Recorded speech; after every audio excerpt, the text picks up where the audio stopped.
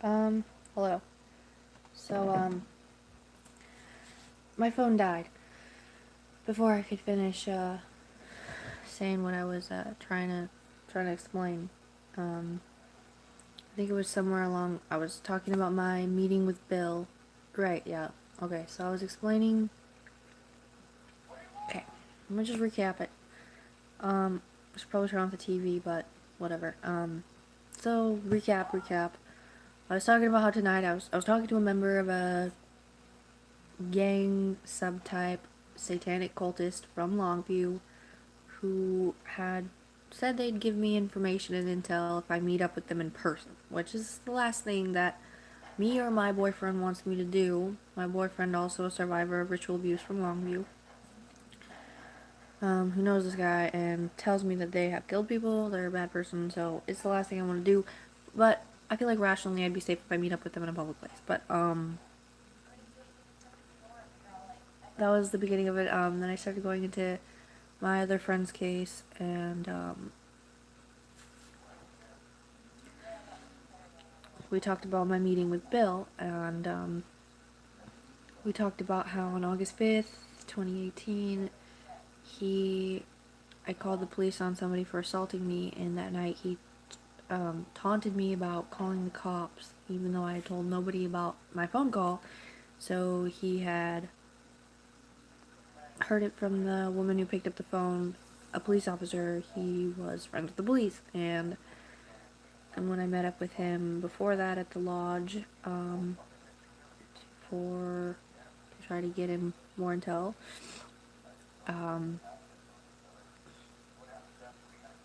he mentioned having a contact in his phone, and that contact was the youth pastor of the church where my friend's family had hired the satanic cultist babysitter.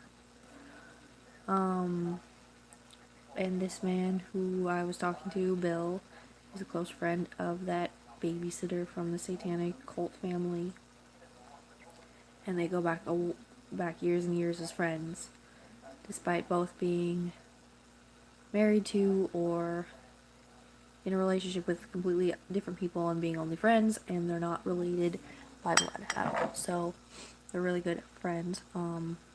But which begs the question: what is the friendship based on?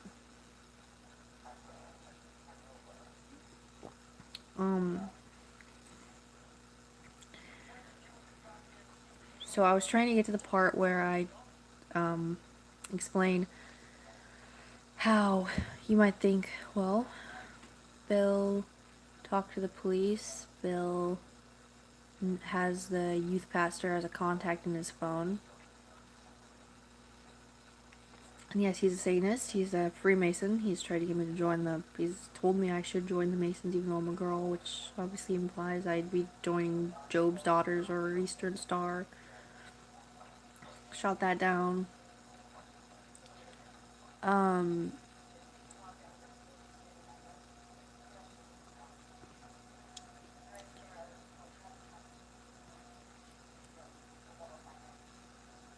Like, so we talked about the three different subtypes. The backwoods. I mean, I say that because I don't want to say redneck, but it's sort of the same thing, like the rural Satanists, the gang Satanists, and then the white Satanists.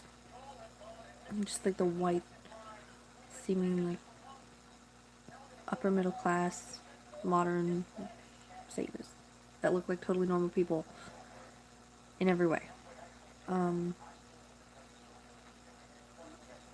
Those are pretty much the most shocking cases.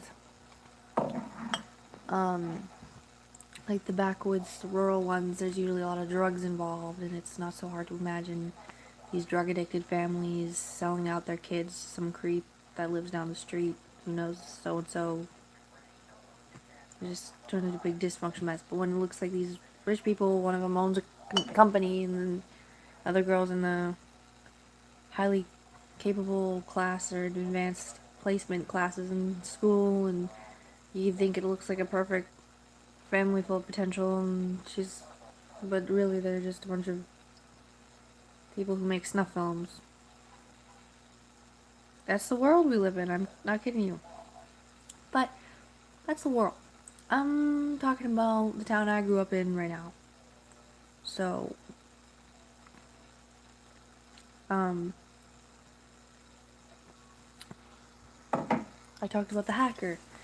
So, I stopped and I said, one might think Bill, maybe he's innocent. Maybe he's friends with the sitter, the satanic sitter, and not doesn't know what she's all about. Maybe he doesn't know. Maybe he's just doesn't know that. Maybe he knows the pastor, the youth pastor, just by happenstance, and maybe he knows the field officer who I called when I had to call 911 just by chance too. Maybe they just grew up together. Maybe they're just friends. Unfortunately, I became friends with someone with some really good computer skills, and he was really good at hacking. And this person didn't know about cults. He knew about pedophiles, and he was a victim, and so was one of his closest friends in high school.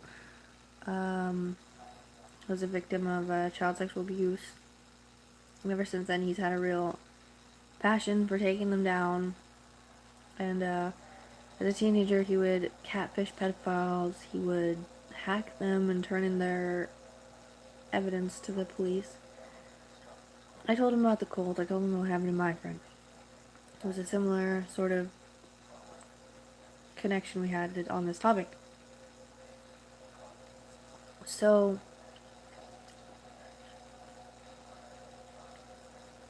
I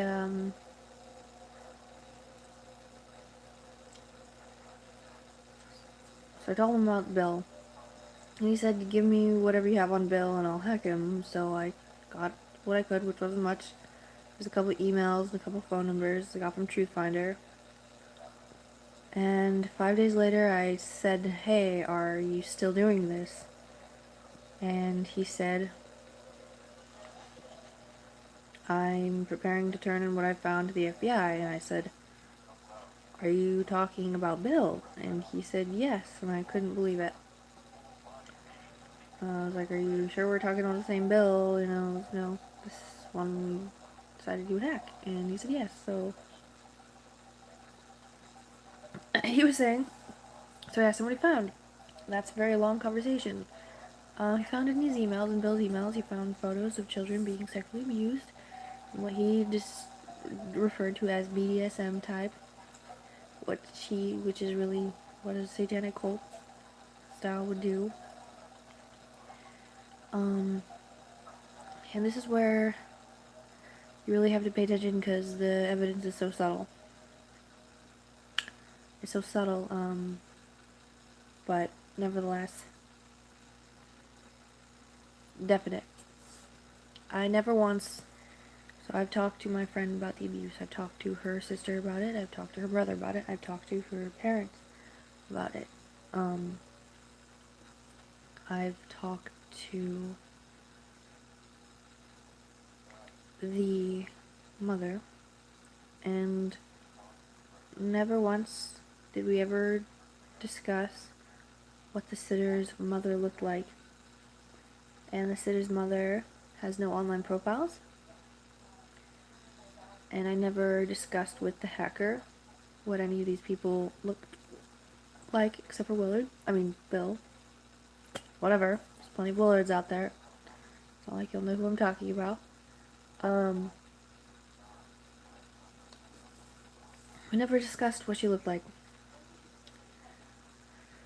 So when he described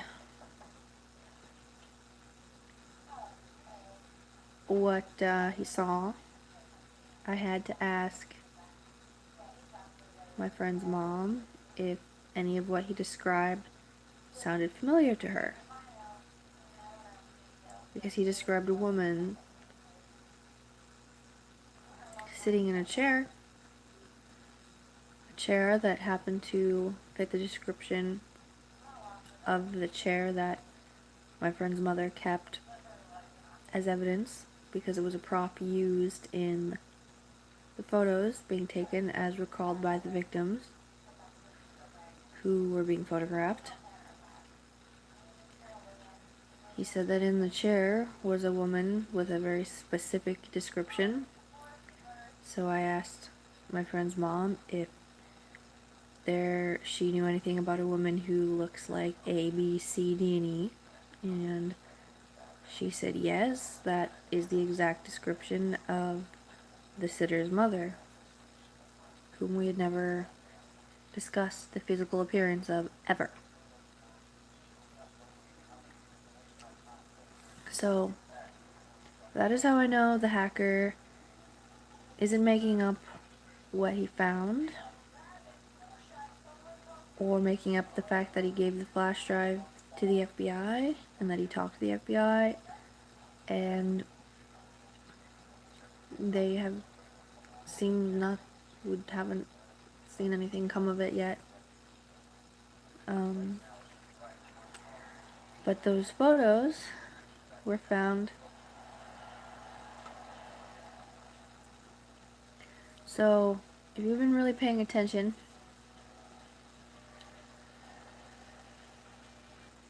we know that the guy met at the lodge is guilty. He had the youth pastor's number in his phone and joked about calling him up.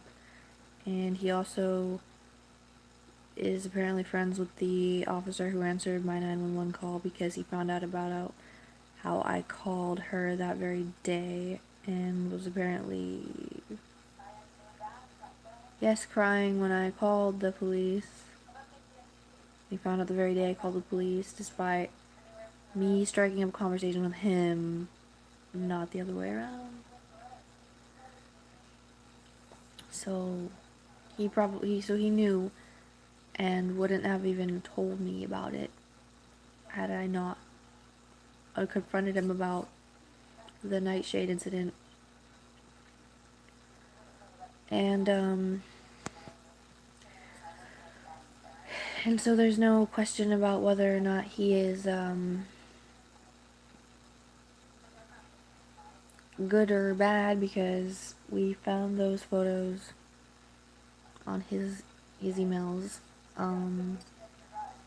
So what this is starting to look like is there's a child trafficking scandal going on that involves the church and police, as well as this cult. And that's what I'm coming full circle to realize. So my friend has a brother and a sister, and they all went through it together.